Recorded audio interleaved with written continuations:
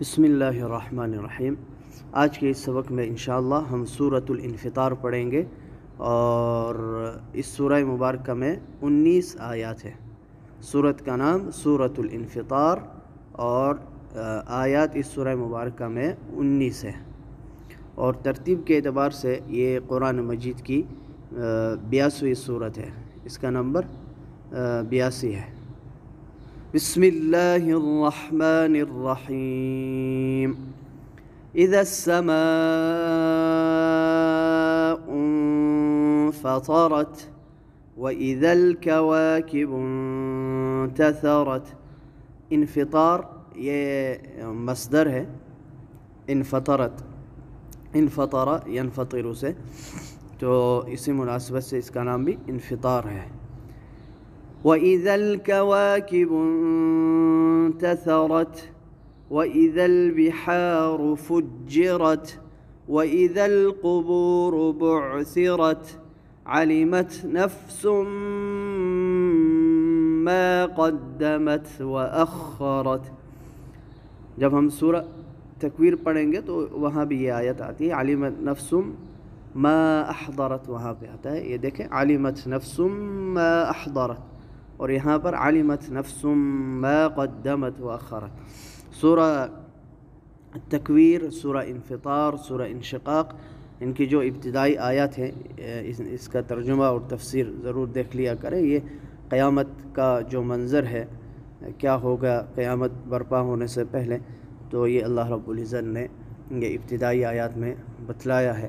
آسمان پھٹ جائے گا، پہاڑ جو ہے وہ ریزہ ریزہ ہو جائیں گے، اور دریا اور سمندر جو ہے وہ بہہ پڑیں گے، اور وحشی جانوروں کو کھول دیا جائے گا۔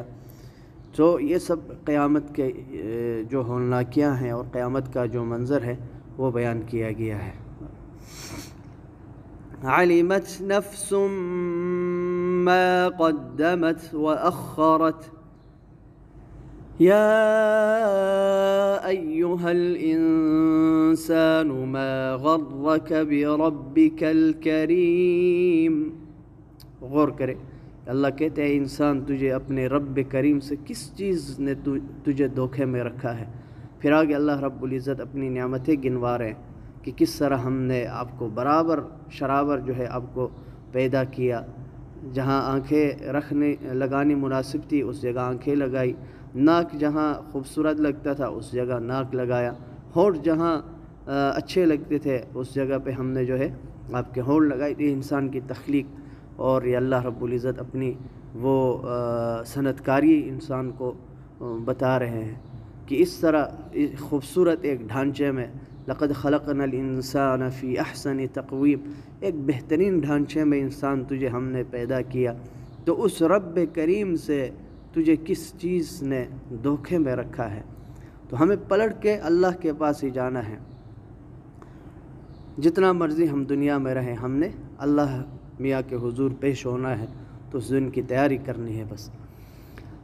یا ایہا الانسان ما غرک بربک الکریم الذی خلقک فسواک فعدلک فی ای صورت ما شاء رکبک کلا بل تکذبون بیوم الدین کلا بل تکذبون بالدین وَإِنَّ عَلَيْكُمْ لَحَافِظِينَ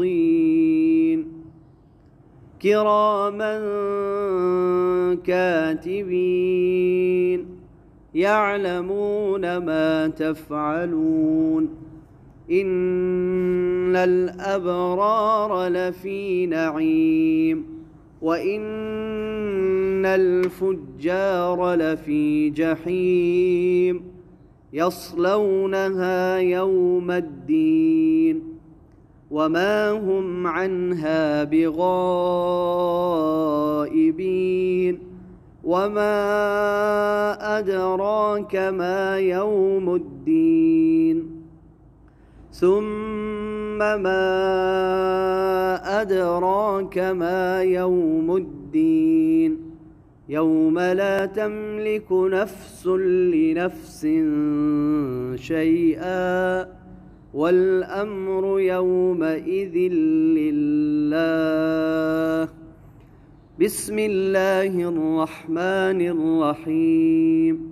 إذا السماء انفطرت وإذا الكواكب انتثرت وإذا البحار فجرت وإذا القبور بعثرت علمت نفس ما قدمت وأخرت.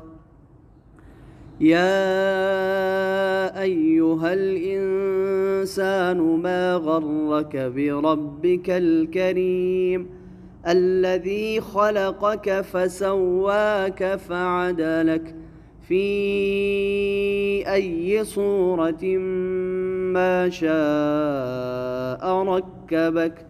كلا بل تكذبون بالدين وإن عليكم لحافظين كراما كاتبين يعلمون ما تفعلون. إن الأبرار لفي نعيم وإن الفجار لفي جحيم يصلونها يوم الدين وما هم عنها بغائبين. وما أدراك ما يوم الدين ثم ما أدراك ما يوم الدين يوم لا تملك نفس لنفس شيئا والأمر يومئذ لله.